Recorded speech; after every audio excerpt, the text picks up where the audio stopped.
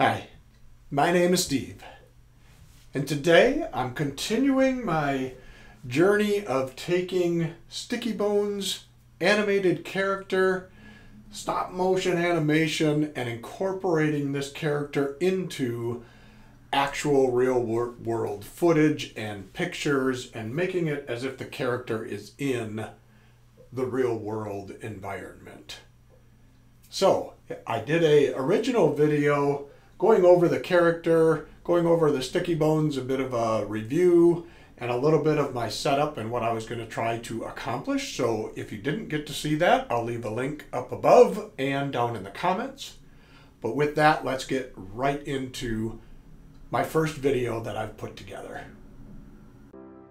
Stickybones was on a journey to learn Zen, practicing each day, but finding the road difficult. Stickybones was determined, watching all 4 of the Matrix movies, studying yoga on YouTube,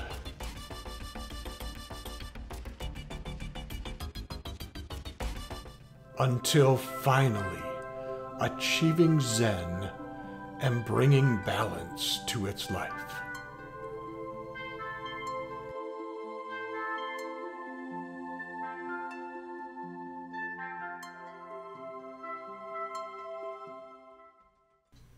So there you go. Taking previously recorded footage that I've done, recording the Stickybones stop motion animation, and then compositing everything together to hopefully make it look like the character fit into the environment. Now, I did do a few things along the way as I'm learning and going down this journey of trying to blend real world with stop motion animation. And I wanted to focus initially on the compositing software. So I didn't put as much time and energy into the stop motion animation, making it as smooth as possible. Had some trials along the way with different frame rates because some of the footage I had recorded years ago. Wasn't even sure what I was going to use it for at the time. And so trying to put everything into a consistent frame rate, get everything aligned, still needs some work. The stop motion animation of the Stickybones character, I was okay with it, but it's not spectacular.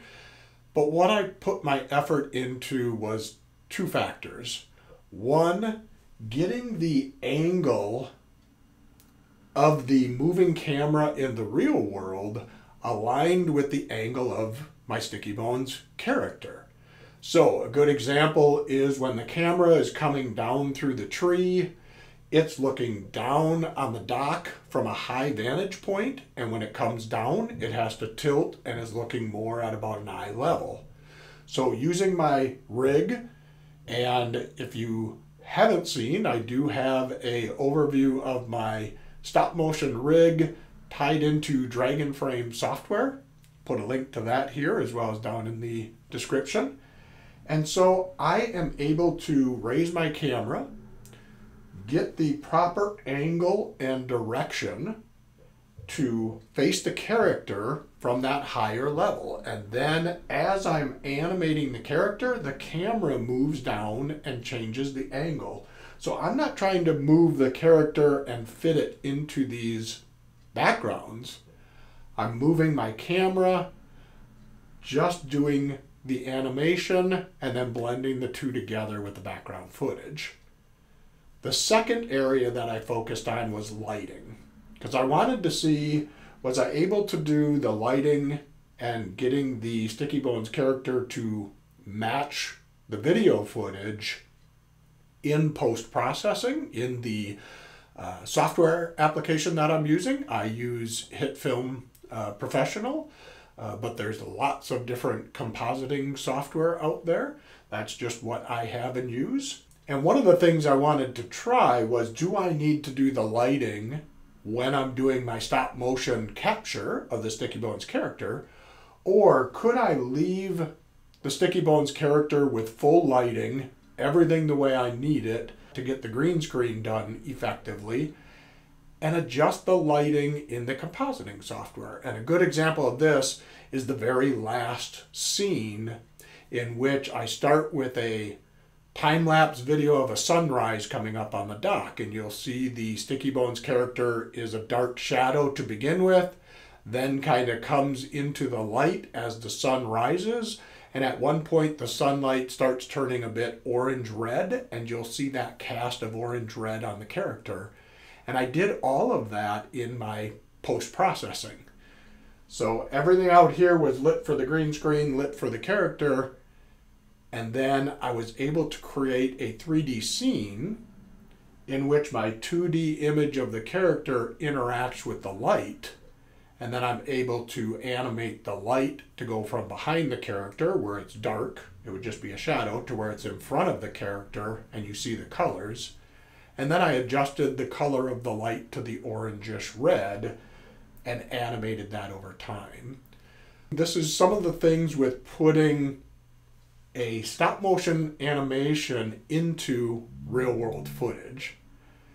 Camera angle, the lighting, getting a shadow across different objects, and all of this I was able to do in the compositing software while doing my stop motion animation. The character stays pretty much in one place. I'm not moving the character across the table. I'm not moving the character within the camera view. I'm moving my camera and I'm keeping my character here because it's much easier to animate and do the stop motion animation when you don't have to move the character around. There are some benefits for like a walk cycle to actually have the character walk, because if you see in the very first scene where he walks across the dock, wasn't that great. That one I could certainly spend more time on, and that's really where I want to go with this. So if you enjoyed this video, would really appreciate it if you'd hit the like button. If you want to see more of this type of content and where I'm going, learn along with me, see some of the different videos that I'm going to create, would really appreciate it if you subscribe. And if there's something in particular you're interested in seeing, something that, are you more interested in the software I'm using? Are you more interested in the rig? More interested in how I'm incorporating these parts and pieces? Let me know down in the comments. I'm going to leave you with a time lapse of me doing some of the stop motion animation, and I hope to see you in the next one.